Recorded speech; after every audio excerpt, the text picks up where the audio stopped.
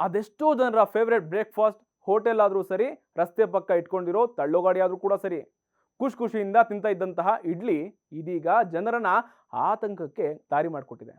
ಈ ವಿಷಯ ಕೇಳಿಯೇ ನಿಮಗೆ ಶಾಕ್ ಆಗಿರ್ಬೋದು. ಪ್ಲಾಸ್ಟಿಕ್ ಕವರ್ನಲ್ಲಿಟ್ಟು ಬೇಯಿಸಿದಂತಹ ಇಡ್ಲಿಯಿಂದ ಕ್ಯಾನ್ಸರ್ ಬರುತ್ತೆ ಅನ್ನುವಂತಹ ಆಹಾರ ಇಲಾಖೆಯ ಆಘಾತಕಾರಿ ವರದಿ ಬಿಡುಗಡೆಯಾಗಿದೆ. ಬೆಂಗಳೂರಿನ ಹಲವೆಡೆ 500 ಇಡ್ಲಿ ಸ್ಯಾಂಪಲ್ಸ್ಗಳನ್ನು ಆಹಾರ ಮತ್ತು ಗುಣಮಟ್ಟ ಇಲಾಖೆ ಟೆಸ್ಟ್ಗೆ ಕಳಿಸಿತ್ತು. ಇದೀಗ 35ಕ್ಕೂ ಹೆಚ್ಚು ಸ್ಯಾಂಪಲ್ಸ್ಗಳು ಅನ್ಸೇಫ್ ಅಂತ ವರದಿ ಬಂದಿದೆ. ಇನ್ನುಳಿದಂತಹ 100 ಸ್ಯಾಂಪಲ್ಸ್ ವರದಿಗೆ ಇಲಾಖೆ ಕಾಯ್ತಾ ಇದ್ದು, ವರದಿ ಬಂದ ನಂತರ ಮುಂದಿನ ಕ್ರಮಕ್ಕೆ ಇಲಾಖೆ ತೆಗೆದುಕೊಳ್ತಾ ಇದೆ. ಸಾಕಷ್ಟು ಕಡೆ ಹತ್ತಿ ಬಟ್ಟೆ ಬದಲು ಇಡ್ಲಿ ಮಾಡುವಾಗ, ಬಡಿಸುವಾಗ, ಜೊತೆಗೆ ಪ್ಯಾಕಿಂಗ್ನಲ್ಲೂ ಕೂಡ ಪ್ಲಾಸ್ಟಿಕ್ ಬಳಕೆ ಮಾಡ್ತಾ ಇದ್ದಾರೆ.